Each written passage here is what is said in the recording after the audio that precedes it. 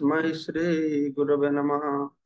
नमो विष्णुपादाय कृष्णप्रेष्ठाय भूतले श्रीमते भक्तिवेदांत स्वामिने इति नामिने।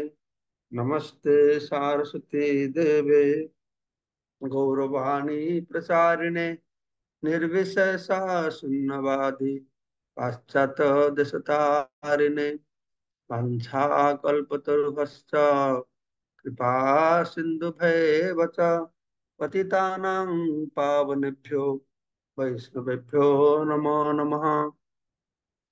आजानुलंबित भुजौ कनकावदातौ संकीर्तनैकपितरौ कमलायताक्षौ विश्वम्भरौ द्विजबरौ जुगधर्मपालौ वन्दे जगत्प्रियकरौ करुणावतारौ चिरददतनजगुप्तवीतं स्वप्रेम नामामृतमत्तुतारम् आपामरजविदतारं गौरकृष्णजनभ्यो तमहं प्रपद्ये।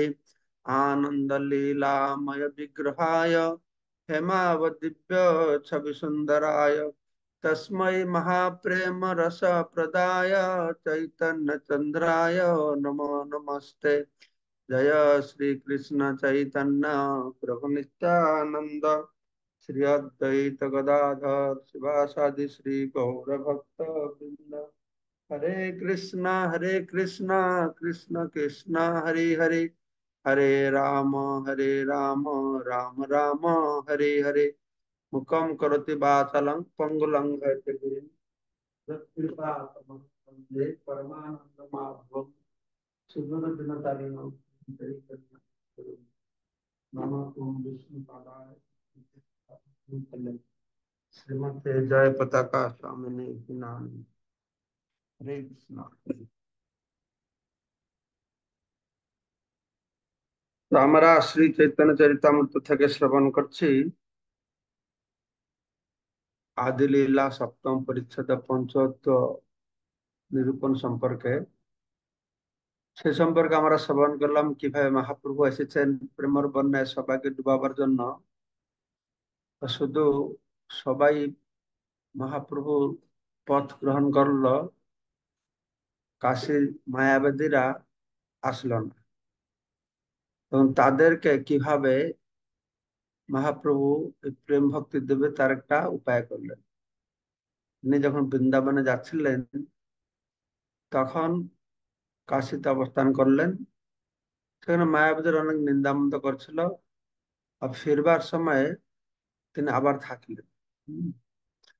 তিনি চন্দ্রশেখর বাড়িতে থাকতেন, আরো প্রসাদ সেবা করতেন তপন মিশ্রের বাড়িতে।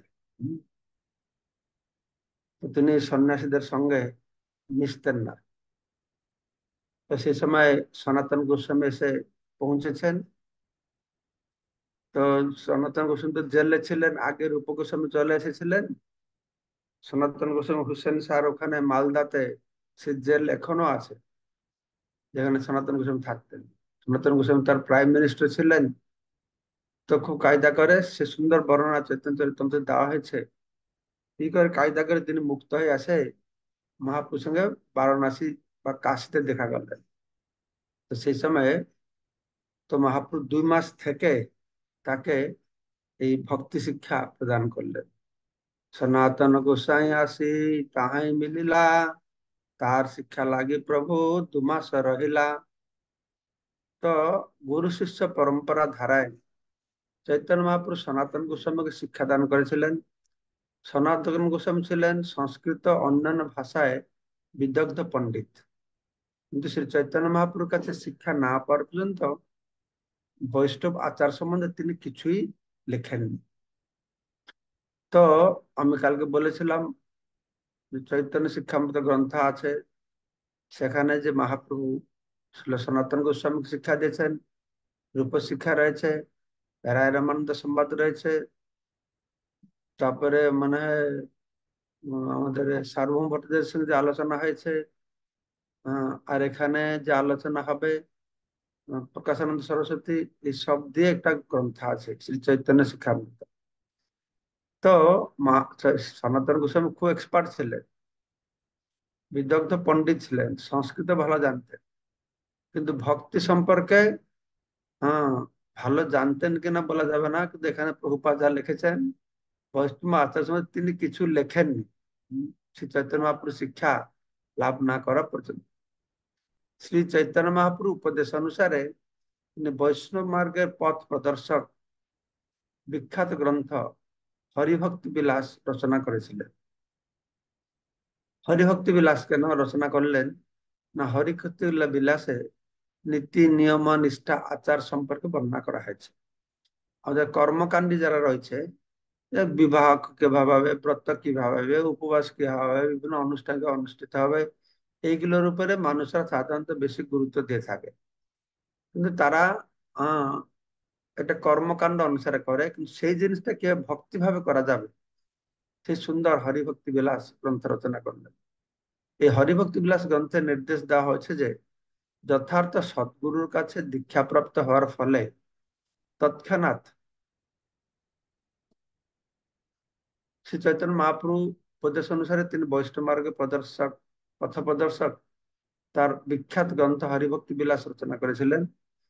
এই হরিভক্তি বিলাস গ্রন্থে নির্দেশ দেওয়া হয়েছে যে যথার্থ সদ্গুরুর কাছে দীক্ষাপ্রাপ্ত হওয়ার ফলে তৎক্ষণাৎ ব্রাহ্মণত্ব লাভ করা হয়। এই সম্পর্কে তিনি বলেছেন, যথা কাঞ্চনাৎ জাতি কাঞ্চাং রস বিধানতঃ তথা দীক্ষা বিধানেন দ্বিজত্বম জায়তে নেনা। যথাযথ রাসায়নিক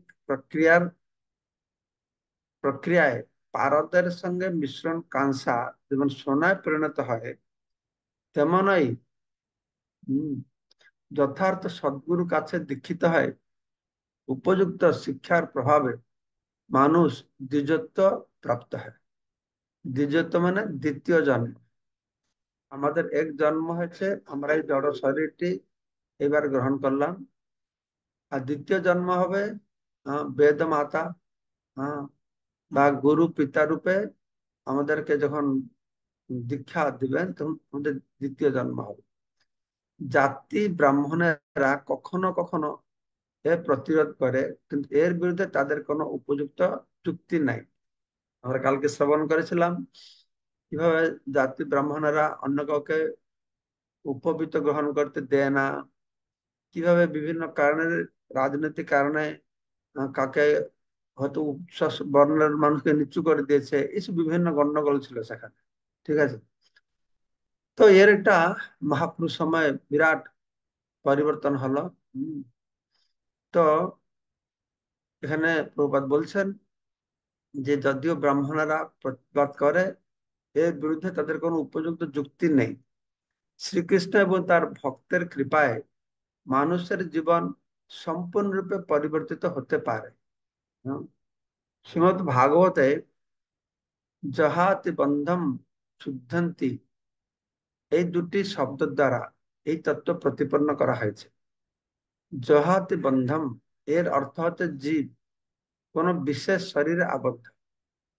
এই দেহ অবশ্যই একটি প্রতিবন্ধক, কিন্তু শুদ্ধ ভক্তের সঙ্গ প্রভাবে তার নির্দেশ অনুসরণ করার ফলে এই প্রতিবন্ধকতা অতিক্রম করে কঠোর নিয়মানুবর্তিতার মাধ্যমে দীক্ষাপ্রাপ্ত হয়ে ব্রাহ্মণত্ব লাভ করা যায়। এই সম্পূর্ণ বাক্যটি অত্যন্ত গুরুত্বপূর্ণ। ঠিক আছে, তো প্রথমে তো বলা হলো জীব এই যে শরীর প্রাপ্ত হলো, এই শরীরটাই আমাদের ভগবত ধামে যাওয়ার জন্য একটি প্রতিবন্ধক। হুম, কিন্তু যেই শরীর প্রতিবন্ধক, সেই শরীরটা যদি আমরা ঠিকভাবে চালাতে পারি, তাহলে সেই শরীরই হয় নুর্য মাধ্যম সুলভম সুদুর্লভম প্লবম সুকল্পম গুরুকর্ণধারম। তো সেই নুরদেহ মাধ্যম মানুষ শরীরটি আমাদের এই ভবসাগরকে অতিক্রম করবার জন্য এই নৌকা স্বরূপ হবে। হুম, কিভাবে? না, আমরা এই মনুষ্য জন্ম লাভ করে দুর্লভ মনুষ্য জন্ম লভিয়া সংসারে বলা আছে। এই দুর্লভ মনুষ্য জন্ম লাভ করে যদি কৃষ্ণ ভজন না করে, দুর্লভ মনুষ্য জন্ম লভিয়া সংসারে কৃষ্ণ না ভজন দুঃখ কহিব কারে, এর থেকে আর দুঃখ নেই। তো আমরা দুর্লভ মানুষ জন্মটি লাভ করেছি, এর মুখ্য উদ্দেশ্যটা কি?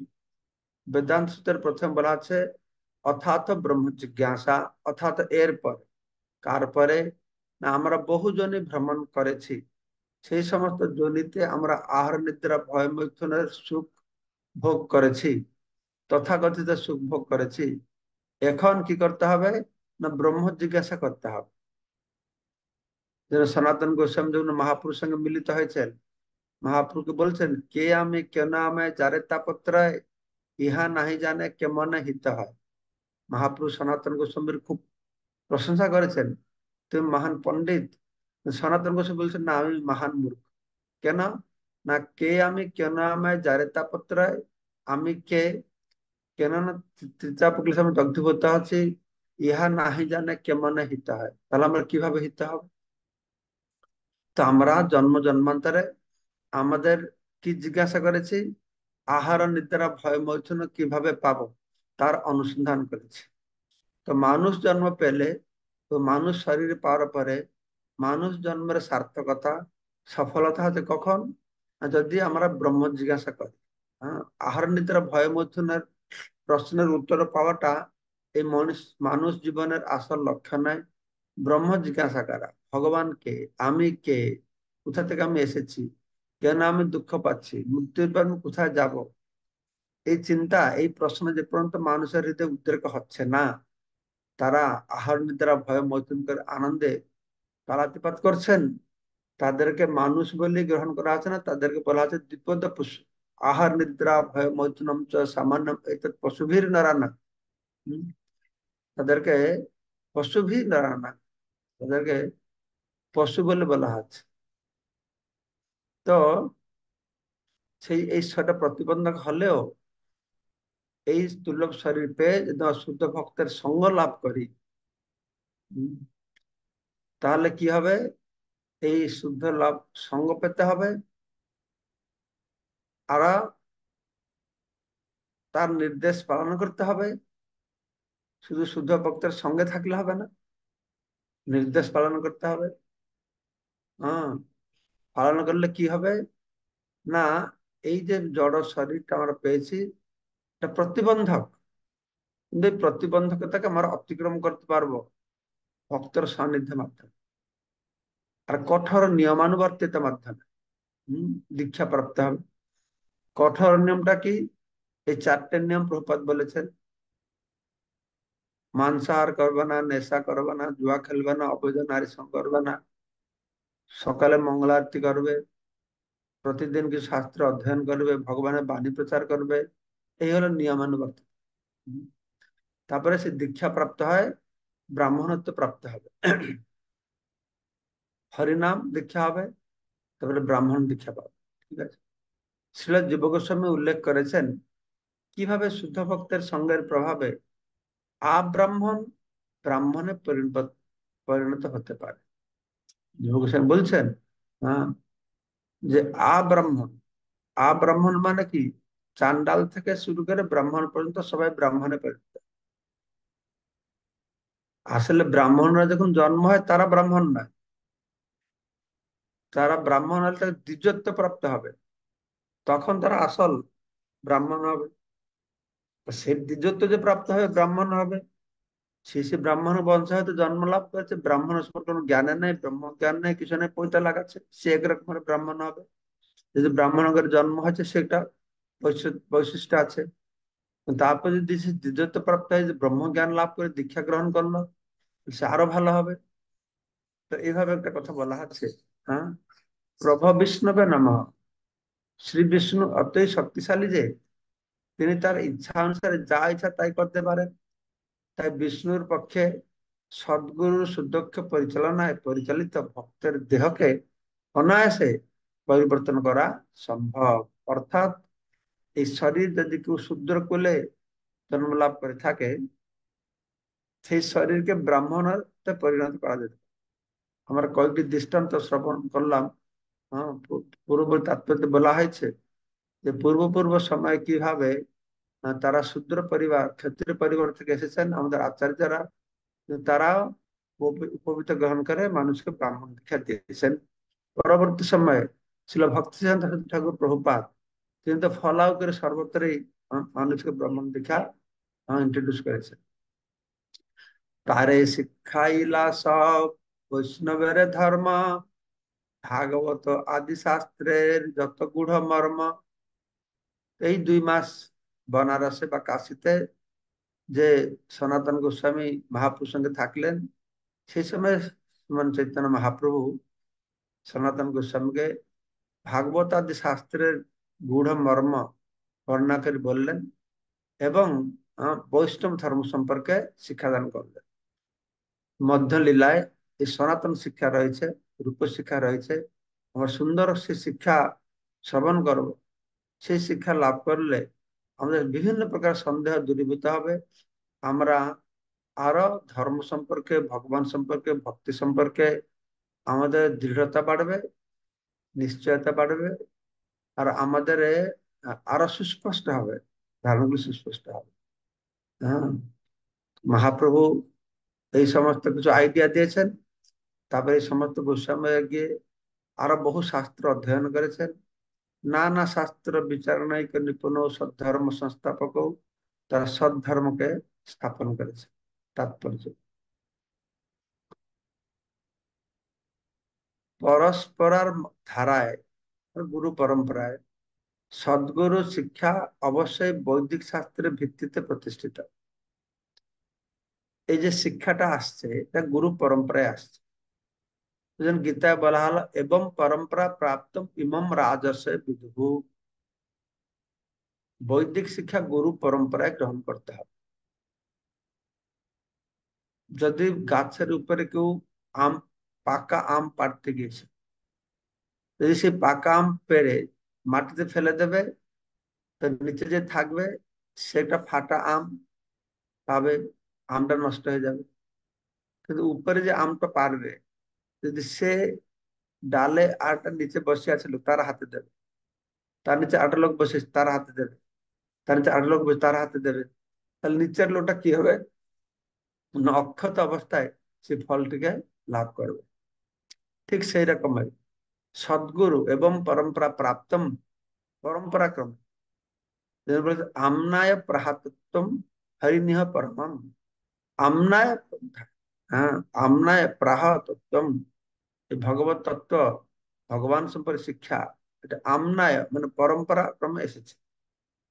গুরু পরম্পরার ধারায় নিজের মনগড়া আচার অনুষ্ঠান তৈরি করা যায় না।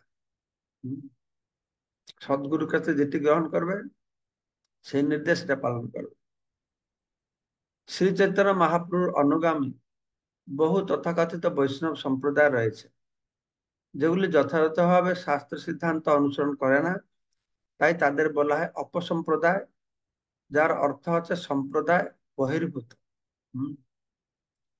মহাপ্রভু এসেছেন, এসে জগৎকে একটা অনর্পিত চরণ চিরাগ, যে বস্তু দেওয়া হয় না, চির অদত্ত নিজগুপ্ত প্রীতম প্রেম ধর্ম কৃষ্ণ প্রেম, রাধা কৃষ্ণ যে অনাবিল প্রেমের কথা প্রচার করলেন।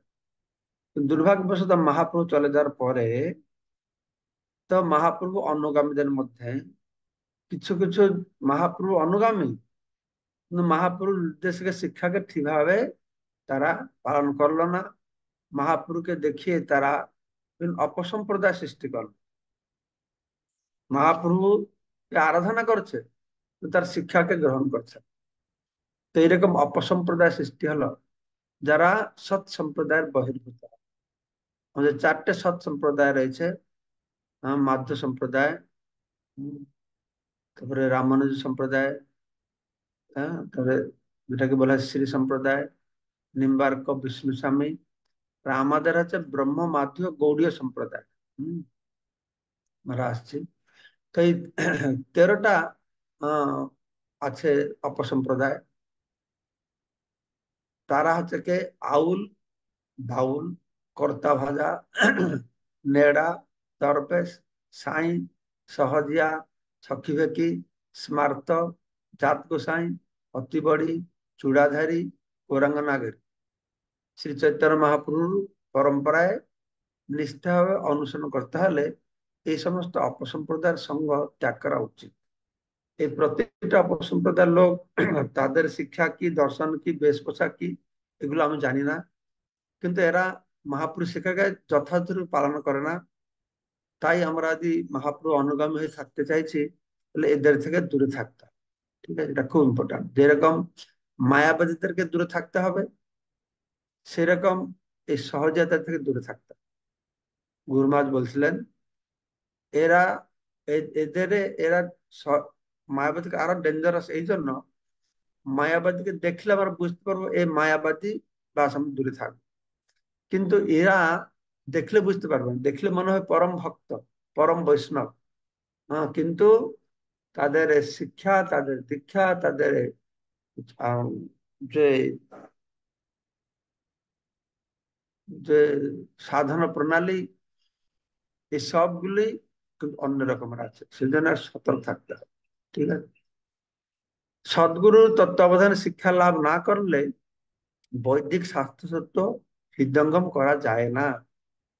এটা যে খুব গুরুত্বপূর্ণ, খুব গুরুত্বপূর্ণ। মানুষ তো বাহিরে তো মানে যে সেভাবে সব লোক দীক্ষা নিচ্ছে, কোনো শিক্ষার বালাই নেই। তো আমাদের ইসকনে আমাদের শিক্ষার উপরে প্রথম গুরুত্ব দেওয়া হয়। তো সেটাও ইসকনে অল্প একটু শিখে গিয়ে দীক্ষা নিয়ে নিলে আর তারপরে গুরু তত্ত্বাবধানে থাকে না, সাধুগুরু বৈষ্ণবের তত্ত্বাবধান আমার থাকে না। তো সেভাবে করলে হবে না। সদ্গুরু তত্ত্বাবধান থেকে শিক্ষা লাভ না করলে বৈদিক শাস্ত্র তত্ত্ব হৃদয়ঙ্গম করা যায় না। আমাদের বৈদিক শাস্ত্র তত্ত্বকে হৃদয়ঙ্গম করতে হবে। শুধু বই পড়লে হবে না, এটাকে বুঝতে হবে। ইংরেজি রিডিং, বুক রিডিং হবে না, বুক স্টাডিং করতে হবে, স্টাডি করতে হবে। তো সেটা আমাদের ভক্তের মধ্যে বেশি দেখা যায় না। বুক স্টাডি করে না, রিড করে, রিডিং তো করে না কেউ। যদি বা কেউ রিডিং করে, সে পড়েই যায়, সে ততটাকে বুঝতে চেষ্টা করে না, হৃদয়ঙ্গম করতে চেষ্টা করে না। তো সেটাকে কিভাবে করতে হবে? না, সদ্গুরু তত্ত্বাবধানে করতে হবে। সাধুগুরু বৈষ্ণব তত্ত্বাবধানে পূর্ব আচার্যদের যে শিক্ষা দেওয়া হয়েছে, সেই গ্রন্থ অধ্যয়ন করে, হ্যাঁ, সেটা বৈষ্ণব সমাজে আলোচনা করে, এটাকে আমাদের হৃদয়ঙ্গম করতে হবে। সেই কথা বোঝাবার জন্য শ্রীকৃষ্ণ অর্জুনকে শিক্ষাদান করার সময় এই বিষয়ে খুব জোর দিয়েছেন। তিনি স্পষ্টভাবে উল্লেখ করেছেন যে অর্জুন যেহেতু তার ভক্ত আর সখা ছিলেন, তাই তিনি ভগবত গীতার রহস্য হৃদয়ঙ্গম করতে পেরেছিলেন। ভগবত গীতা অনেক পড়তে পারে, কিন্তু বুঝতে পারবে না, এটা আমরা প্রমাণ পাচ্ছি। তারা বুঝতে পারছেন না। কেন? না, ভগবত যদি বুঝতে পারতো, তাহলে ভগবত গীতার শেষ শিক্ষা সর্বধর্মান পরিত্যাজ্য মাম একম শরণম ব্রজ, মানুষ এটা করতো। কিন্তু অনেক গীতা জ্ঞানের উপরে ভালো গীতার উপরে জ্ঞান আছে, অনেক ভালো বক্তব্য রাখেন, ইউটিউব করে লক্ষ লক্ষ অনুগামী হয়েছে, কিন্তু তা অনুগামীরা ভগবান কৃষ্ণের কাছে আত্মসমর্পণ করে না, নিজেও আত্মসমর্পণ না করে তার যে শিক্ষা সর্বধর্মান পরিত্যাজ্য মাম একম শরণম ব্রজ, এটা জীবনে প্রয়োগ করে না। এর কারণ কি? এর কারণ হচ্ছে তারা সদ্গুরুর তত্ত্বাবধানে শিক্ষা গ্রহণ করেননি। সদ্গুরু তত্ত্বাবধানে শিক্ষা গ্রহণ করলে যে ভগবান কাছে আত্মসমর্পণ করবে, কৃষ্ণকে বুঝতে পারবে, তার প্রমাণ হচ্ছেন ছিল প্রভুপাদ। প্রভুপাদ হচ্ছেন সদ্গুরু। তার গ্রন্থ অধ্যয়ন করে, তার তত্ত্বাবধানে থেকে আজকে সারা বিশ্বের লক্ষ লক্ষ মানুষ তারা ভগবান শ্রীকৃষ্ণের কাছে আত্মসমর্পণ করেছেন, তারা গীতাকে হৃদয়ঙ্গম করতে পেরেছেন। সেজন্য ভগবান নিজেই বলে দিয়েছেন, আমার গীতা কে বুঝবে? ভক্ত সিমে সখা চেতি রহস্যমি এতৎ উত্তমম। ভক্ত সিমে সখা চেতি, অর্জুন বলছেন তুমি এটা, এর রহস্য বুঝতে পারবে, তোমার ভক্ত, তুমি আমার সখা। ভগবান ভক্ত না হয়, কৃষ্ণের ভক্ত না হলে ভগবত গীতা কি করে বুঝবে? আর কৃষ্ণের ভক্ত হতে হলে কৃষ্ণ ভক্তের সঙ্গে অধ্যয়ন করতে হবে, বুঝতে হবে। খুব সহজে এই তত্ত্ব তার কাছে প্রকাশিত হতে হবে, তাই না? তাই সিদ্ধান্ত করা যায় যে কেউ যদি শাস্ত্রের গূঢ় রহস্য সম্বন্ধে অবগত হতে চান, তাহলে অবশ্যই তাকে সদ্গুরু শরণাগত হতে হবে। হ্যাঁ?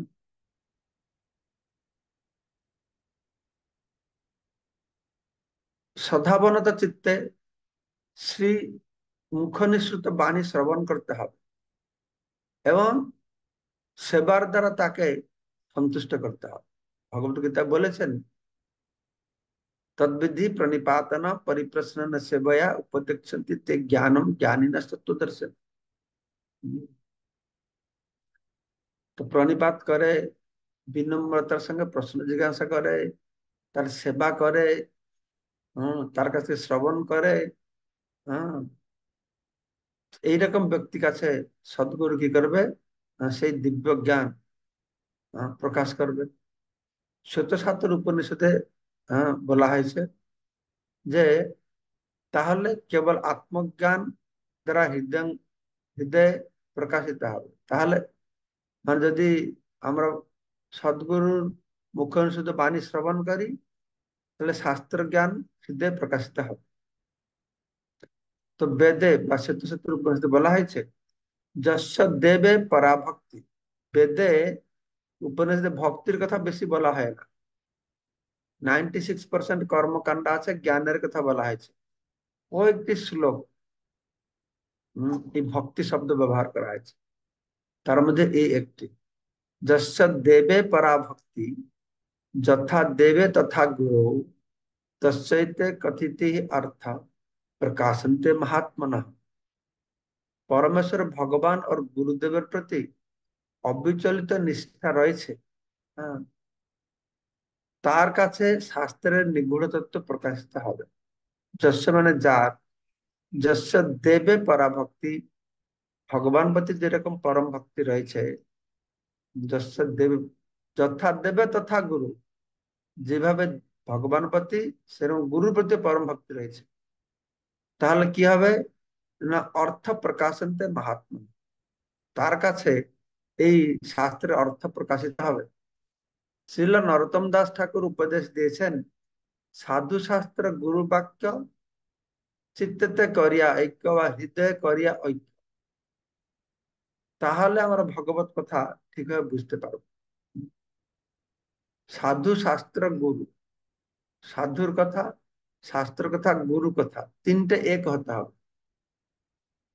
এই নির্দেশের অর্থ হচ্ছে পারমার্থিক জীবনের যথার্থ উদ্দেশ্য সম্বন্ধে অবগত হলে সাধু শাস্ত্র গুরু এই তিনের বাক্য যথাযথভাবে হৃদয়ঙ্গম করা যাবে। পারমার্থিক জীবনে যথার্থ উদ্দেশ্য সম্বন্ধে আমরা অবগত হয়েছি, কি করে জানবো? না সাধু শাস্ত্র গুরু, হম, এদের কথাটাকে যদি আমার হৃদয়ঙ্গম করতে পারে, তাহলে সাধু যা বলবে, শাস্ত্র যা বলবে, গুরু যা বলবে, তিনটা এক হবে, এটা আলাদা হবে না। সাধু মহাত্মা বা বৈষ্ণব অথবা গুরু কখনোই শাস্ত্র বহির্ভূত কোনো কিছু বলে না। সদ্গুরু সবসময় শাস্ত্র তত্ত্ব কথা বলবে। তো দেশকাল পাত্র দেখে বাহ্যিক কিছু আচার আচরণ সম্পর্কে অ্যাডজাস্ট করতে পারবে, মূল তত্ত্বকে আহ সে অ্যাডজাস্ট করতে পারবে। যে তত্ত্বটা রয়েছে, আত্মা পরমাত্মা জীব কৃষ্ণ নিত্য দাস ভক্তি দ্বারা ভগবান, এগুলো মূল তত্ত্ব, এগুলো চেঞ্জ করতে পারবে। কিন্তু দেশপালার পাত্র দেখে বিভিন্ন আচার্যরা বিভিন্ন জায়গায় আচার্যরা করতে পারবে, আমরা পারবো না। হম, তারা বিভিন্ন উপায় দিয়েছে। তো এইভাবে সাধু ও গুরু যা বলেন তা কখনো শাস্ত্রের বাণী থেকে ভিন্ন নয়, তারা শাস্ত্র কথাই বলে। তাই এই তিনের নির্দেশ অনুসারে আচরণ করা অবশ্য কর্তব্য। সাধু শাস্ত্রের গুরু কথা অনুসারে আমরা চলব। তো 49 শ্লোক কালকে আমরা পাঠ করব। ইতিমধ্যে চন্দ্রশেখর মিশ্র তপন দুঃখী হইয়া প্রভু পায় হইল নিবেদন। তারা কি দুঃখ হয়ে বললো, কি হলো, কালকে আমরা শুনবো।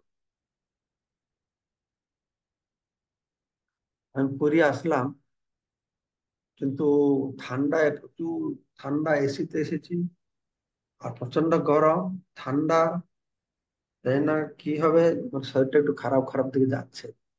কারণ এখানে 3 দিন প্রোগ্রাম আছে, এখান থেকে ফের কলকাতায় 4 দিন প্রোগ্রাম আছে।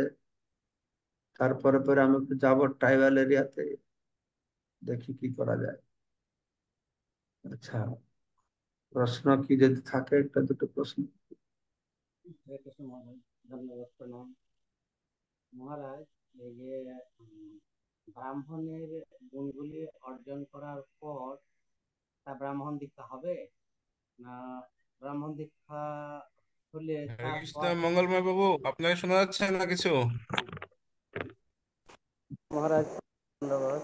মহারাজ, ব্রাহ্মণের গুণগুলো অর্জন করার পর তা ব্রাহ্মণ দীক্ষা হবে, না উম, দীক্ষা হওয়ার পর তার গুণগুলো অর্জিত হবে মহারাজ?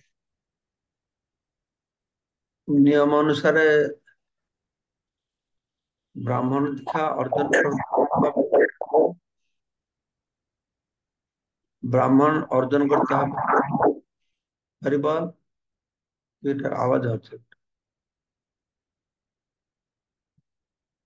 ব্রাহ্মণের গুণাবলী গুলো জানতে হবে, তারপরে জীবনে সেটাকে ভালো করে অনুশীলন করতে হবে, দুটোই করতে হবে।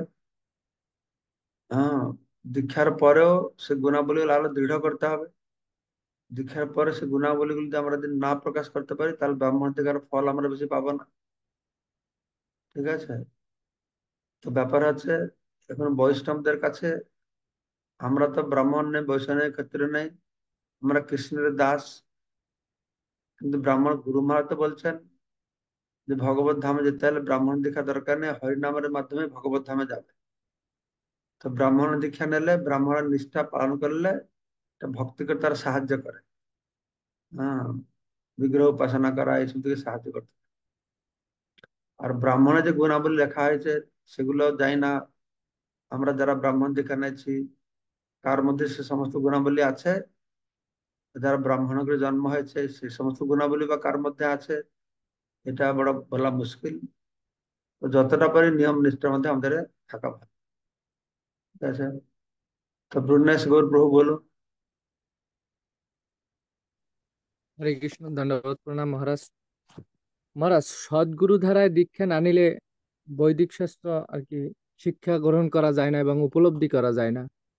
কিন্তু এই পরম্পরা ধারা বা সদ্গুরুর তত্ত্বাবধানে যদি দীক্ষা নেয়, এবং বাইরে যারা দেখা যায় আমরা ইসকনের, যে এইটাই তো পরম্পরা ধারায় ঠিক আছে, কিন্তু অন্য যে সম্প্রদায় যারা আছে তারা কি ভগবত উপলব্ধি সঠিকভাবে করতে পারবে না? তারা যদি সৎ সম্প্রদায় থাকে আর নিজের সাধারণ মতন ঠিক করে করে, তবে পারবে।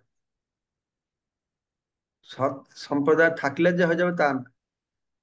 সৎ সম্প্রদায় আছে কিন্তু কিছু পালন করছে না, তুই কি পারবে? তুই কি হবে? হবে না। সৎ সম্প্রদায় থাকতে হবে, সব নিয়ম নিষ্ঠা পালন করতে হবে, তখন পাবে। মহারাজ, তাই না? এটা যেমন আমি আমি এর আগে আমি এক গুরুর মানে শিষ্য ছিলাম। তখন সেও একটা পরম্পরা ধারা মানে দেখাইছে। সে পরম্পরা ধারা ভক্তি সিদ্ধান্ত সরস্বতী ঠাকুর, তারপর আর কি আরেকজন গুরু, তারপর সে। কিন্তু এরপর দেখলাম যে ইসকনের সাধন ভজন আর যে ওই গুরুর সাধন ভজন এক না। তখন আমি মনে করলাম যে পরম্পরা ধারা সেখানে ত্রুটি যুক্ত। এই জন্য আমি এইটা পরিবর্তন করলাম। কিন্তু আসলে কি তাদের কিভাবে আমি করতে পারি যে তারা পরম্পরা ধারা ঠিক নেই আর কি? তাদেরকে তুমি সম্মান করবে। ঠিক আছে, তুমি যদি মনে করছো যে ভক্তিবেদান্তের যে শিক্ষা ধারাটাকে ওরা ঠিক পালন করছে না, হুম, হুম, হুম, সেটা তোমার ব্যক্তিগত ব্যাপার। ইস্কনে এসেছ, আমরা যারা গৌড়ীয় মঠকে দীক্ষা নিয়ে থাকে, দীক্ষিত ভক্ত, তাদের গুরুদেব ঠিক আছেন, শিক্ষা ঠিক আছে, তাদেরকে আমরা উৎসাহিত করি না তোমার ইস্কন থেকে আবার দীক্ষা না, তো উৎসাহিত করি না। তারা যে ঠিক পালন টালন করছে না, অনেক আছে তারা ভক্তের প্রকাশ, কিন্তু তারা ঠিকই পালন করছে না এখন, আর আস্তে আস্তে। বা যারা দীক্ষা টিক্ষা দিচ্ছে গুরুদেব, শিষ্যরা বিড়ি খাচ্ছে, এ করছে এ করছে, বিভিন্ন কারণে ঠিক করতে পারছেন, তত্ত্বাবধান করতে পারছেন না। তো সেটা তারা স্বেচ্ছা আসছেন। গৌড়ীয় মঠে যারা ভক্ত আছে, আমি দেখি না ইসকন গুরুরা গৌড়ীয় মঠ ভক্তকে দীক্ষা দেয়। গৌড়ীয় ইসকন ভক্তকে গৌড়ীয় মঠের দীক্ষা লোকেরা দীক্ষা দিতে ডেকে ডেকে ডেকে ডেকে। একটা ভক্ত আমাদের ইসকন বদমাশ করলো, তার টিকি কেটে আবার বাইরে করে দিয়েছি, আমাদের পাশের মাঠে গিয়ে ব্রাহ্মণ দেখা নিয়ে নিয়েছ সেই দিন। এরকম আছে। ইসকনে হয়তো ওটা ভক্ত ইসকন গিয়ে আমেরিকার ট্যাক্সি চালাচ্ছিল, এই গৌড়ে উঠে এসে একটা মোটা মহারাজকে 1 লাখ টাকা ডোনেশন দিতে সন্ন্যাস দিয়ে দিয়েছে। বুঝতে পারছো? কিন্তু আমাদের ইসকন একটু তো হুম। কড়াকড়ি করে থাকে। ঠিক আছে, নেক্সট কে আছে? কি নিত্য দয়াল গুরু, কি বলবেন আপনি?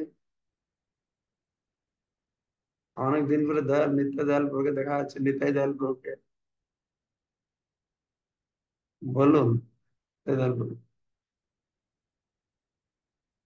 অনমিউট করতে পারছে না, কোনটা টিপছো তুমি? হয়েছে বউ, আনমিউট হয়েছে, এখন বলেন। হয়েছে, এখন হয়েছে। বলো। মহারাজ ধন্যবাদ। আম, বলছি মহারাজ, আমাদের এখানে বাংলাদেশের এক পাঠক আছে, গোপীনাথ ব্রহ্মচারী। উনি ইসকন ভক্তদের সিদ্ধান্ত দিয়েছে, এরকম দিয়েছে, বলছে যে ইসকনে ভক্তদের দীক্ষা হয় না, ওরা হরিনাম দীক্ষা নেয়, ওরা ব্রাহ্মণ খুব কম। তো এইটা বিষয় এমন ভাবে প্রচার করে, মানে দীক্ষার ব্যাপারটা, এটা প্রশ্ন আমার। প্রশ্নটা কি? এটা এটা তোমার কোনো প্রশ্ন নাই, তুমি ওটা মন্তব্য দিচ্ছ। ব্যাপার হচ্ছে সেই জন্য তো আমি বলছি, হ্যাঁ, আমাদের বাংলাদেশ তো মানে ব্রাহ্মণ দিকটা ঠিক, ব্রাহ্মণ দিকটা আমার হয়ে যাবে, এই জন্য হ্যাঁ। পেড়াপড়ি করে জীবনকে খেয়ে ফেলে একদম। কেউ চিন্তা করেন আমি কি ব্রাহ্মণ হয়েছি, সে গুণাবলী হয়েছে, দীক্ষাটা পৈতাটা আমার লাগবে। হুম। তো এটা তো ঠিক নয়। যেই বলছে যে ইসকনে ব্রাহ্মণ দীক্ষা নেই, তাকে বলো ব্রাহ্মণ থেকে দরকারটা কি? ব্রাহ্মণ দীক্ষার দ্বারা কি ভগবান পাওয়া যায়, না হরিনাম থেকে ভগবানকে পাওয়া যায়? হম। না, উনি বলছে যে না, এই যে ইসকনের 70% দীক্ষা হয় না, এখানে শুধু হরিনাম দীক্ষা, এটা এটা দীক্ষা ওরা মানতে চায় না, মানে আর ওরা নাম, ব্রাহ্মণ না হলে ওটা দীক্ষা। ওরা নাম হলে তোমার কি আছে? না, এটা এটা ঠিক আছে, এটা আমি সেটাই, তাতে না। সেটা আমাদের তো বলতে হবে। আমাদের ওরা যাকে বলছে বলুক না, হ্যাঁ, হ্যাঁ। ওদের মতবাদটা ওরা বলবে, আমাদের মতবাদটা আমরা বলবো। আমরা মানুষকে বলাবো যে শাস্ত্র বলছে যতক পুরাণ প্রমাণ দেখানা, নামের সমান নেই, নামের রীতি হলে প্রেমের উদয়, প্রেমে তো হরিকে পাই। সেজন্য ইসকনে আমরা বেশি গুরুত্ব দিই হরিনামের উপরে, আচ্ছা, গায়ত্রীর উপরে নয়। তো ফলাগুলো আচ্ছা, লোকেদের বলতে হবে। ঠিক আমাদের আছে। এই ইসকনে সবাই ব্রাহ্মণ হতে কেন চেষ্টা করে? হয়তো মহাপ্রভু বলে তো আমি শূদ্র থাকি, কিন্তু ভগবানের ভক্তি করব, আমি অহংকার কিন্তু ব্রাহ্মণকে কি হয়ে যাব, এর ভিতরে খুব অহংকার আছে আমাদের। এটাকে আগে সরাতে হবে। তারপরে ঠিক আছে। বলা আছে যজ্ঞ হি সংকীর্তন প্রাহি যজন্তি সুমেধস। ভাগবত কি বলছে? সংকীর্তনের দ্বারা ভগবানের উপাসনা করো, তাই না? হুম। আমাদের এই ব্রাহ্মণ, ব্রহ্মতেজ, ব্রাহ্মণ, এগুলো সব সত্য যুগে, ত্রেতা যুগে, দ্বাপর যুগে গুরুত্বপূর্ণ ছিল। ব্রাহ্মণ ছাড়া কেউ যজ্ঞ করতে পারবে না। আর সে কিরকম ব্রাহ্মণ? যে ব্রাহ্মণ মন্ত্র পাঠ করলে অগ্নি উৎপন্ন করতে পারবে, ঠিক না? আচ্ছা, হ্যাঁ, ব্রাহ্মণরাই বিগ্রহ পূজা করতে পারবে, সে কিরকম ব্রাহ্মণ? বুঝতে পারছো? তো সেই জন্যই ইস্কনে যদি বেশি ব্রাহ্মণ দীক্ষা নেই, ঠিক আছে, আমরা ব্রাহ্মণ নেই, আমরা ভগবানের ভক্ত হয়ে থাকবো, তাই আচ্ছা, না? আমরা যেটাই, সেইটার গুরুত্বটা মানুষকে বোঝাতে হবে, ঠিক না? ঠিক। সেটা ভালো। আর যারা ব্রাহ্মণ বলে পরিচয় জাহির করে, বলো কি তাদের কি ব্রাহ্মণ গুণ আছে? এটা কোনো লাভ নেই। ব্যাপার হচ্ছে জিনিসটা কি, আমি তো দেখছি ইউটিউবে ইস্কন নামে, প্রভুপাদ নামে, সনাতন ধর্ম নামে, কৃষ্ণের নামে, কার নাম কাউকে কেউ ছাড়ছে না। বুঝতে না, পারছেন? ঠিক, ঠিক। সব দল আছে তার পরস্পর বিরুদ্ধে বলছে। আমরা যেরকম নিরাকার বিরুদ্ধে বলে যাচ্ছি, হুম। দেবাদেবী সম্পর্কে বলছি, ওরাও ছাড়ছে না, কেউ কাউকে ছাড়ছে না। ঠিক আছে? আর এগুলো সব ভগবান দ্বারা সংগঠিত হয়েছে, ঠিক আছে? আচ্ছা, মানুষ সব শুনবে, সব শুনে যার কপাল ভালো, ভক্তিকে ধরে রাখতে পারবে, তারা আচ্ছা, থাকবে। যারা ধরে রাখতে পারবে না, কেউ নিরাকারবাদে চলে যাবে, কেউ যোগী হয়ে যাবে, কেউ নাস্তিক হয়ে যাবে, কেউ সহজে হয়ে যাবে। এগুলো সব ভগবান তৈরি করে রেখেছে। এটা একটা কেননা বড় পরীক্ষা। পরীক্ষা, এটা ভগবান হ্যাঁ। যা তার ধামের ভালো বাজিয়ে নেবে না, কি হুম, রকম হুম। মাল আছে এটা দেখতে হবে না ভগবানকে। আচ্ছা। যাকে থেকে তার তার জগতে ঢুকাবে, তার জগতে ঢুকাবার আগে এগুলো সব শোনাবে। এই সব শুনে সে কি দৃঢ়তার সঙ্গে আমার প্রতি আত্মসমর্পণ করেছে? হ্যাঁ, এগুলো এগুলো সব ভগবানের দ্বারা প্রেরিত। এদের দোষ দিয়ে কোনো লাভ নেই, বুঝতে পারছো? এরা যে ঠিক নেগেটিভ আছে। বলছে, এসব ভগবান প্রেরণা করেছেন এদেরকে আমাদেরকে পরীক্ষা করে দেখার জন্য। ঠিক আছে। ঠিক আছে। হ্যাঁ, হ্যাঁ। আর তোমাদের বাংলাদেশ তো ইউটিউবার কম হ্যাঁ, কম নেই সব কথা বাহির করতে। হ্যাঁ, হ্যাঁ, এগুলো তো কে আছে, কৃষ্ণদাস আমি শুনছি, তার দেখি না কোনদিন, শুনে তার কথা শুনে ভক্তরা বলা বলি করে। হ্যাঁ। নামটা কি দীনকৃষ্ণ দাস, নামটা দীনকৃষ্ণ দাস, আর সবসময় ভগবত বিরোধী কথা নাকি বলবে। এরকম আমার কথা ব্যাপার। বিদ্যুৎ প্রভু বলুন।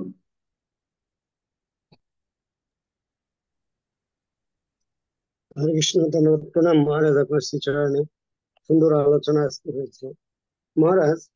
আমরা গীতার আলোচনা থেকে জেনেছি অষ্টাদশ অধ্যায়ে, সেখানে ব্রাহ্মণ, বৈশ্য, শূদ্রাদি চতুর্বর্ণের ভগবান স্বভাবজাত কর্ম বা গুণগুলো বর্ণনা করেছেন, এবং শেষে উনি বলেছেন একটা শ্লোকে যে নিজ নিজ কর্মে নিরত মানুষ সিদ্ধি লাভ করে থাকে, সে সে কর্মণ্যাভিরত সংসিদ্ধিং লভতে নর। তো আজকে আলোচনায় বলা হচ্ছে যে ভগবানকে লাভ করার জন্য বা সিদ্ধি লাভ করার জন্য মানুষকে দ্বিজত্ব বা ব্রাহ্মণত্ব, আহ আহ, মানে ব্রাহ্মণ দীক্ষা গ্রহণ করতে হয় বা দ্বিজত্ব প্রাপ্ত হতে হয়। তো আমার কথা হচ্ছে যে ভগবানকে লাভ করার জন্য এই যে ব্রাহ্মণত্ব লাভ করতে হবে, এটা এটা কি সবার জন্য কেন ব্রাহ্মণত্ব লাভ করতে হবে? আর আমরা জানি যে শ্রী অর্জুন, উনি একজন ক্ষত্রিয় ছিলেন, ত্রিভুবন বিজয় বীর। ওনার ব্রাহ্মণত্ব বা দ্বিজত্ব লাভ করার সম্পর্কে এরকম কি কোনো উদাহরণ আমরা পাই? উনি তো ভগবানকে সরাসরি যে ভগবানের বৈষ্ণবের সঙ্গে। ভক্ত হয়েছে, যে বৈষ্ণব হয়েছে, সে ব্রাহ্মণ থেকেও শ্রেষ্ঠ। ব্রাহ্মণ মানে ব্রহ্ম জানাতিথি ব্রাহ্মণ, যে ব্রহ্মকে জানে, আত্মাকে জানে। বৈষ্ণবের মতন আত্মাকে জানে আর কেউ নেই। বৈষ্ণবরা জানে যে আমার শরীর নেই, আমার চিন্ময় আত্মা। বৈষ্ণবরা জানে আমরা শুধু আত্মা নেই, আমরা ভগবানের অংশ। বৈষ্ণবরা জানে আমরা শুধু ভগবানের অংশ নেই, আমরা ভগবান নিত্য দাস। তা এর থেকে আর দ্বিজত্ব বড়টা কি হবে? হম। আরো যে বলা আচ্ছা, আছে যে সিদ্ধি পাবে, সে সিদ্ধি পাবে। সে ব্রাহ্মণ, ক্ষত্রিয়, বৈশ্য, শূদ্র হয়, গৃহস্থ, ব্রহ্মচারী হলে সেই আশ্রমের সিদ্ধিটা সে পাবে। কিন্তু আচ্ছা, সে যে ব্রাহ্মণ থাকলো, বৈশ্য ক্ষেত্রে থাকলো, বা ব্রহ্মচারী, গৃহস্থ, বানপ্রস্থ, সন্ন্যাসী আশ্রমকে ঠিকভাবে পালন করলো, তাতে সে ভগবানকে পাবে তার কোনো গ্যারেন্টি নেই। তার সেই আশ্রমের সিদ্ধি পাবে।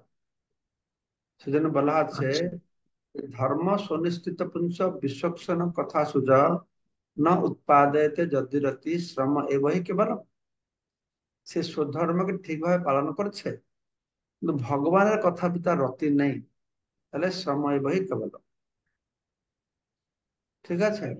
যেরকম এক আচ্ছা, একটা বর্ণ আশ্রমকে ঠিক পালন করলে এক একটা করতে হবে, দৃঢ়তার সঙ্গে। যদি গৃহস্থ আশ্রম পালন করবে, সে স্বর্গে যাবে। ব্রহ্মচারী হলে জনলোকে যাবে, এবার মহল্লোকে যাবে, বানপ্রস্থরা যাবে। ভগবান কৃষ্ণকে পাবে না। ঠিক আছে, একটা বলো। কিন্তু ভগবান কৃষ্ণকে পেতে হলে এই বর্ণাশ্রমটাকে গ্রহণ করতে হবে, আচ্ছা, বর্ণাশ্রমের আচ্ছা, মধ্যে থাকতে হবে, থেকে জীবনযাপন করে কৃষ্ণ ভক্তি করলে সে সফলতা হবে। তা অর্জুনকে আর ব্রাহ্মণ হওয়ার দরকার নেই। সে তো বুঝতে পেরেছে আমি ভগবানের দাস, হম, ভগবান আত্মসমর্পণ করলো, সে ব্রাহ্মণ হম, হবে কি আর? আচ্ছা। নেক্সট কে মহারাজ, আছে? নেক্সট। মহারাজ আর একটা ছোট্ট প্রশ্ন। এই আলোচনায় এক জায়গায় বলা হচ্ছিল সহজী সম্প্রদায় সম্পর্কে, যে তারা আরাধনা করছে চৈতন্য মহাপ্রভু, কিন্তু তার তার শিক্ষাটাকে গ্রহণ করছে না। গ্রহণ তো করছে এটা শুধু না, শোনো শোনো, তারা শিক্ষা গ্রহণ করছে তা নয়, শিক্ষাটাকে বিকৃত করছে। সেটা দেখতে হবে, এক স্টেপ, আরেক স্টেপ আগে। ও আচ্ছা আচ্ছা আচ্ছা, বিকৃত করছে, আর ডেঞ্জারাস। ঠিক আছে মহারাজ, এবার বুঝতে পেরেছি। ধন্যবাদ মহারাজ, ধন্যবাদ, প্রণাম। সুলাল প্রভুকে, সুলাল প্রভু।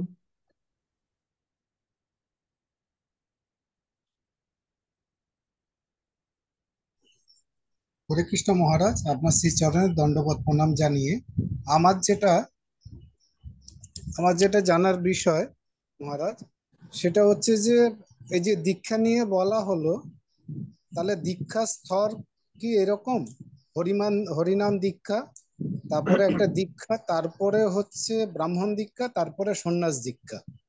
তো এদের মধ্যে একটু বৈসাদৃশ্য একটু ডিটেলসে যদি একটু জানা যেত তাহলে খুব উপকার হতো মহারাজ। কি ডিটেল? হরিনাম তো হরিনাম নেবেন, হরে কৃষ্ণ মহামন্ত্র।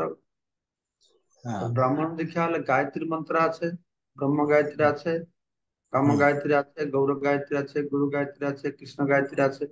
এই হুম, গায়ত্রী জপ করবেন। এই গায়ত্রী জপ করলে এটার সঙ্গে আরো আমাদের সুবিধা।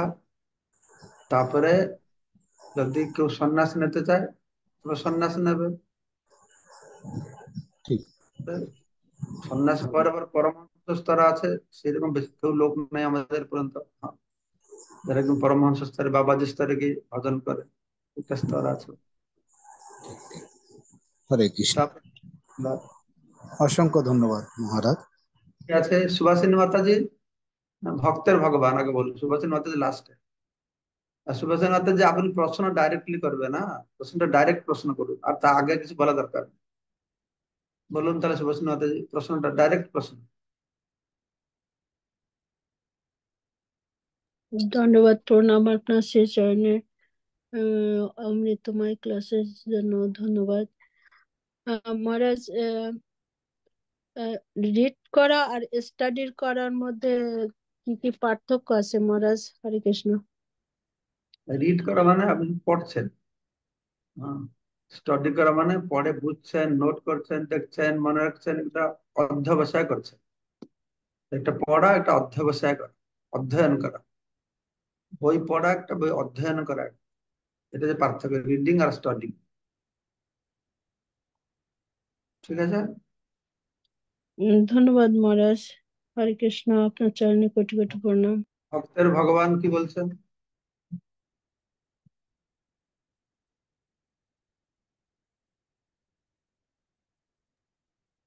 হরে কৃষ্ণ, ধন্যবাদ, প্রণাম মহারাজ। মহারাজ, আমার প্রশ্নটা হচ্ছে যে শিক্ষাগুরু এবং দীক্ষাগুরু দুজনেই কি ভগবানের প্রতিনিধিত্ব করে? হ্যাঁ, অবশ্যই। তুমি, তোমার বাড়ি কোথায়? বাংলাদেশ, যশোর। আচ্ছা, বাংলাদেশে কিন্তু শিক্ষাগুরু সম্পর্কে ঠিক ধারণা লোক মানুষের নাই। শিক্ষাগুরু হতে হলে খুব উন্নত মানুষকে শিক্ষাগুরু রূপে গ্রহণ করা যায়। বাংলাদেশে যে যাকে তাকে শিক্ষাগুরু শিক্ষাগুরু, ওই আমার শিক্ষাগুরু শিক্ষাগুরু, এই অভ্যাসটা বাংলাদেশে বেশি। আমি আমার পৃথিবীর অন্য জায়গায় বেশি দেখিনি। শিক্ষাগুরু হতে হলে দীক্ষাগুরু যেরকম গুরুত্বপূর্ণ ভূমিকা গ্রহণ করছেন, শিক্ষাগুরু সেই স্তরের হতে হবে, তাকে শিক্ষাগুরু বলতে পারে। শিক্ষাগুরুকে তো মানে কৃষ্ণের স্বরূপ, বুঝতে পারছো? হ্যাঁ। তাহলে শিক্ষাগুরু ভগবত ধামে নিয়ে যেতে পারবে, দীক্ষাগুরু ভগবত ধামে নিয়ে যেতে পারবে। কিন্তু শিক্ষাগুরু আছে বলে আমি দীক্ষাগুরু নেব না তা না। দীক্ষাগুরু নিতে হবে, দীক্ষা গ্রহণ করতে হবে। কখন কখন দীক্ষাগুরুই শিক্ষাগুরু থাকে, ডাইরেক্টলি সে শিক্ষা দেয়। কখন কখন আমরা সদ্গুরু পরম্পরাতে দীক্ষাটা গ্রহণ করি, তারপরে যথার্থ শিক্ষাগুরুকে থেকে শিক্ষা গ্রহণ করি। শিক্ষাগুরু এটা ফ্যাশন নয়, এটা গুরুত্বপূর্ণ বিষয়। কাউকে হৃদয় থেকে শিক্ষাগুরু বলে গ্রহণ করতে হবে, যে কি শিক্ষা জানে, যে কি শাস্ত্র জানে, যে শাস্ত্রীয় আচরণ করে, এসব বিচার করে মানে গ্রহণ করতে হবে। হ্যাঁ, তাহলে এই আমরা শিক্ষাগুরু শিক্ষাগুরু তো বললে হবে না, তাই না? দেখে দেখে শিক্ষাগুরু মানে তার সেরকম ক্ষমতা থাকবে যে তার শিক্ষা প্রদান করে আমাকে ভগবানের চরণ কমলে নিতে পারবে, ভগবানের দৃঢ় নিষ্ঠা সে তৈরি করতে পারবে, তবে তাকে শিক্ষাগুরু বলে আমরা গ্রহণ করবো। ঠিক আছে, ঠিক আছে, তাহলে সবাইকে অশেষ ধন্যবাদ আজকে অনুষ্ঠান যোগদান করবার জন্য। একটু প্রার্থনা করুন আমি যেন সুস্থ থাকি, যেন এই প্রোগ্রামটা করে আমি মায়াপুরে ফিরে যাব। তারপরে বাঞ্ছা কল্পতরুভ্যশ্চ কৃপা সিন্ধুভ্যেব চ পতিতানাং পাবনেভ্যো বৈষ্ণবেভ্যো নমো নমঃ। হরে কৃষ্ণ। ধন্যবাদ প্রণাম সমস্ত ভক্তবৃন্দ শ্রীচরণে। তো মহারাজ হচ্ছে এখন শ্রীক্ষেত্র জগন্নাথ পুরীতে আছে, তো একটা প্রোগ্রাম হচ্ছে, এটা খুব স্পেশাল, শুধুমাত্র যারা উড়িয়া, আরে এটা চলছে। আহ, তো যারা শুধুমাত্র উড়িয়া ভক্ত তাদের নিয়ে করছে। তো আমরা তো মহারাজের এই ক্লাসে অনেক, এখানে অনেকেই আছে যারা কয়েক বছর যাবত এই ক্লাসটা করছেন। তো আমার মনে হয় আমরা যদি একটা মহারাজের সাথে একটা এমন একটা প্রোগ্রাম করতে পারতাম, যেমন একচক্র ধামে হোক বা কাছাকাছি যেভাবে হোক, তো মুকুন্দ প্রভু যদি এটা কোঅর্ডিনেট করতো, তাহলে বাংলাদেশের কিছু ভক্ত বা পশ্চিমবঙ্গের কিছু ভক্তদের নিয়ে আমরা 50 জন হোক 100 জন হোক, আমরা মানে একটা প্রোগ্রাম করলে খুব ভালো হয়। কারণ আমরা এখানে অনেক বছর হয়ে গেছে এখানে ক্লাস করছি। এটা আমার ব্যক্তিগত অভিমত। তারপরও ভক্তরা যা বলবে সেটা আমার আমার মনে হচ্ছে মনে হলে ভালো হয় আর কি। হরি হরি বল। সবাই হরি খুশি তো? বল। শ্রীকৃষ্ণ প্রভু এটা খুব সুন্দর প্রস্তাব দিয়েছে।